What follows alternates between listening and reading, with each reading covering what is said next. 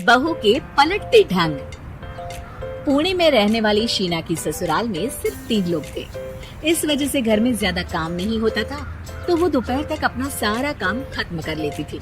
लेकिन उसके बाद वो बोर हो जाती।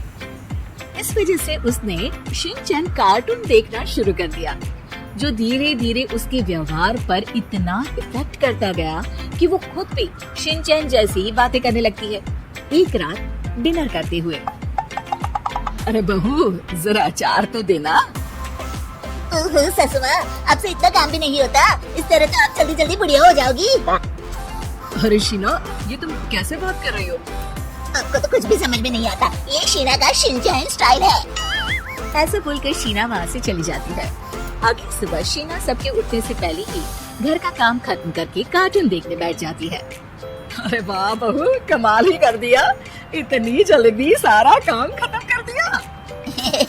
बस भी कीजिए, अब मैं इतनी भी कुछ खास नहीं। ओफो, तुम और तुम्हारे शिनचैन का भूत, जाने कब नॉर्मल इंसान की तरह बात करोगी। मॉम, आप तो बस मुझसे चलती रहती हैं। आपको क्या पता मेरी लाइफ कितनी मुश्किल है। अच्छा छोड़िए, अब मैं शॉपिंग के लिए जा रही हूँ। हाँ, तो ये है तुम्हारी मुश्किल लाइफ। शीना शॉपिंग करने मार्केट पहुँच जाती है, जहाँ उसे जय के ऑफिस की एक लड़की मिलती है। हेलो, आप जय की वाइफ है ना? हेलो, मेरा नाम शीना है। मैं 26 साल की हूँ और मुझे शिमला मिर्च बिल्कुल भी पसंद नहीं है, पर शिमला जा सकती हूँ। हाँ। शीना की बात सुनकर लड़की आगे कुछ बोले बिना वहाँ से चली जाती है। कमाल है, आजकल के बच्चों को इंटेलिजेंट लोगों से बात करना आता ही नहीं। शीना शॉपिंग करके घर वापस आती है, जहाँ सास और जय साथ बैठकर आइसक्रीम खा रहे होते हैं। मैं कितने मतलबी लोगों के बीच रह रही हूँ। एक छोटी प्यारी बच्ची के बारे में सोचे बिना सब आइसक्रीम खाने बैठ गए। अब इतना नाटक करने की जरूरत नहीं है, तुम्हारी आइसक्रीम फ्रिज में रखी है, खा लो। आइसक्रीम, मैं आ रही हूँ। इसी तरह दिन बीतते हैं।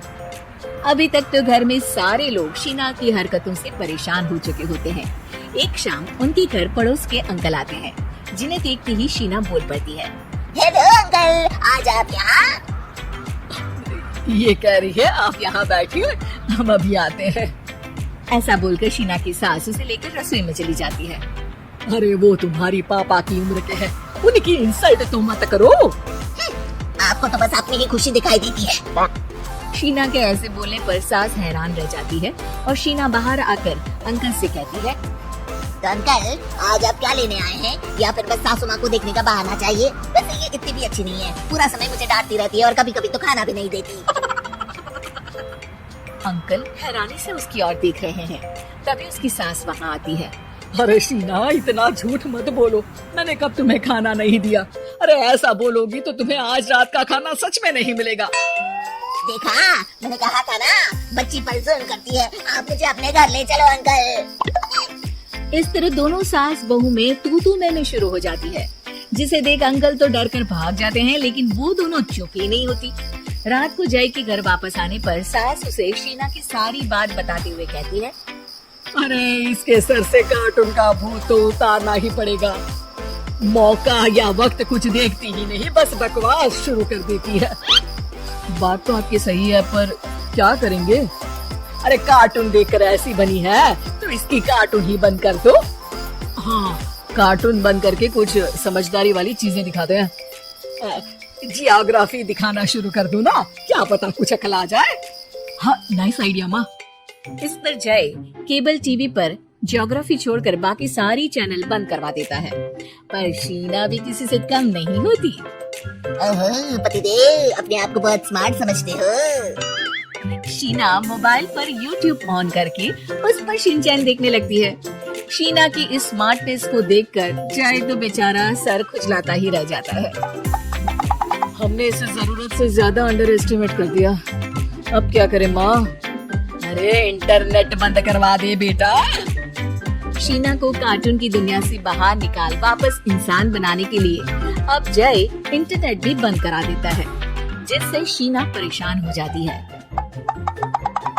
सब मेरी खुशी से जलते हैं, पर अब क्या करूं? शीना सोच में पड़ जाती है, लेकिन कोई आइडिया नहीं मिलता, जिस पर मजबूरी में वो ज्योग्राफी देखना शुरू कर देती है। लगता है अब कुछ ही दिनों में इसके सिर से शिनचैन का भूत उतर ही जाएगा। हाँ बेटा, उम्मीद तो यही है।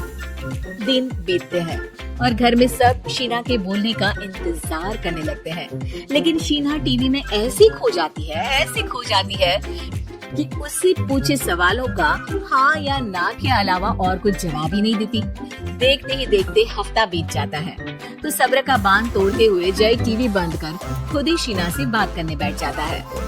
क्या बात है शीना, पहले तुम ज्योग्राफी देखने को तैयार नहीं थी और जब देखने बैठी तो इसके आगे किसी चीज की कोई सूझ ही नहीं, ना किसी से बात करनी, ना घर का कोई काम। अरे माँ कब तक अकेले सब कुछ संभालेंगी? अभी भी तुम्हारे सर से शिनचैन का भूत उतरा कि नहीं? जब मादा भालू नर भालू से बात नहीं करती तो वो उनका ध्यान अपनी तरफ आकर्षित करने के लिए बिल्कुल यही हरकत करते हैं। तुम नर भालू हो। शीना के ऐसा बोलते ही जय और उसकी मम्मी एक दूसरे की तरफ देख सर पकड़कर बैठ जाते हैं।